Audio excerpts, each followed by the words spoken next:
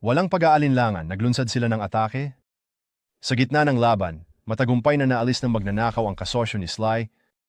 Nang mapagtanto ni Sly ang panganib, sinubukan niyang makatakas sa pamamagitan ng pagsakay sa helicopter na pag-aari ng kanyang grupo.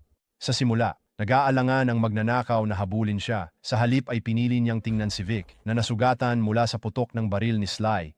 Gayunpaman, iginiit ni Vic na dapat tutukan ng magnanakaw ang pagpigil kay Sly na makatakas kasama ang pera dahil sa motibasyon. Hinabol ng magnanakaw si Sly at pinaputukan siya sa binti na nagdulot kay Sly na mawalan ng malay. Kinuha ng magnanakaw ang dalawang bag pero nagkaroon siya ng problema nang ang isang bag ay maipit sa pinto ng helicopter na humahatak sa magnanakaw pataas sa hangin.